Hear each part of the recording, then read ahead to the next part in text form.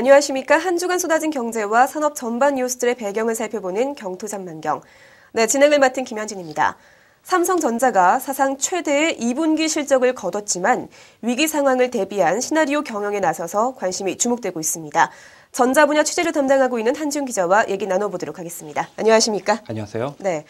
삼성전자가 6일 2분기 잠정 실적을 발표했습니다. 이번에도 사상 최대의 실적을 달성했죠?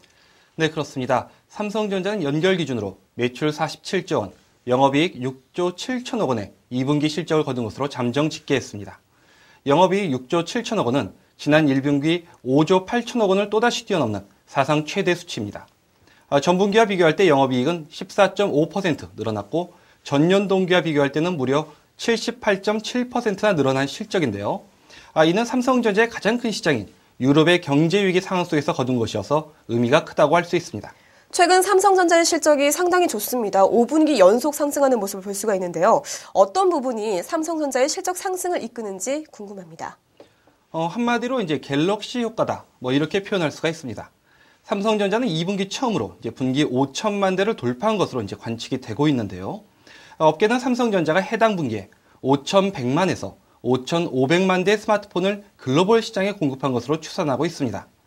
이는 스마트폰 시장에서 애플과의 경쟁을 넘어 사실상 독주 체제를 구축한 것으로 이제 평가가 되는데요. 애플은 같은 기간 이제 3천만 대 수준을 공급해 삼성전자의 60% 수준에 머문 것으로 예상되고 있습니다.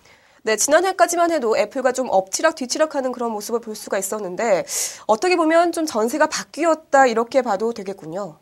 그렇습니다. 일단 제품 전략이 주요한 것으로 이제 분석이 되는데요. 경쟁사인 애플은 이제 1년에 한 종의 아이폰을 내놓습니다. 반면 삼성전자는 이제 지난해부터 갤럭시 노트와 갤럭시 S 시리즈를 이제 번갈아 가면서 출시하면서 신제품 효과를 이어간다는 점에서 좀 차이가 발생한 것으로 보입니다.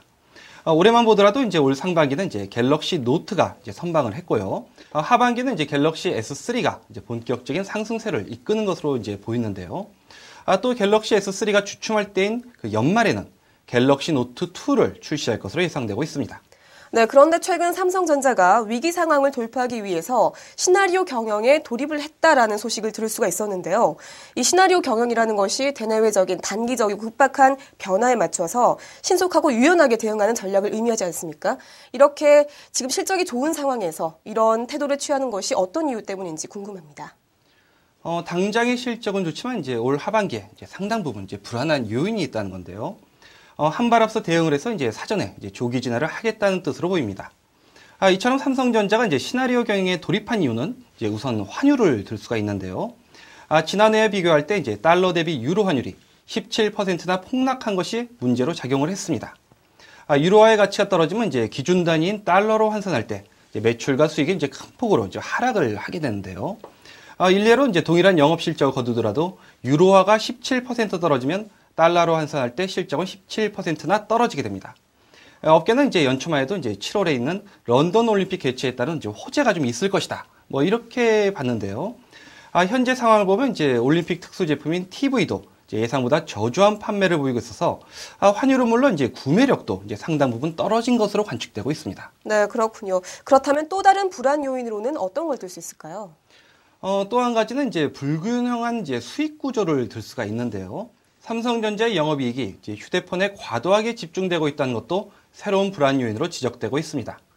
올 1분기를 보면 이제 5조 8,500억 원의 영업이익 중 73%인 4조 2,700억 원이 휴대폰 등을 맞는 IM 부분에서 발생했습니다. 이번 2분기도 이제 이 부분에서만 4조 4천억 원가량의 영업이익이 날 것으로 보이는데요. 역시 전체 영업이익 중 65% 수준의 비중을 기록하는 것입니다. 특히 삼성그룹의 전체 영업이익의 70%가량이 이제 삼성전자에서 발생이 되는데요. 다시 이제 삼성전자의 영업이익이 이제 휴대폰에 70%나 좌우된다면 그룹 전체를 놓고 보더라도 이제 바람직하지 않은 게 사실입니다. 이익이 하나의 아이템으로 집중될 경우 이제 외부적인 요인에 따라 회사 전체가 타격을 입는 가능성이 높은데요. 따라서 반도체나 영상, 생활가전 등 이제 다른 아이템으로 수익 구조를 다변화시키는 것이 삼성전자의 중요한 과제로 남은 셈입니다. 삼성전자가 시나리오 경영을 재개한 것은 분기 8천억 원의 적자를 낸 2008년 이후 4년 만이라고 합니다.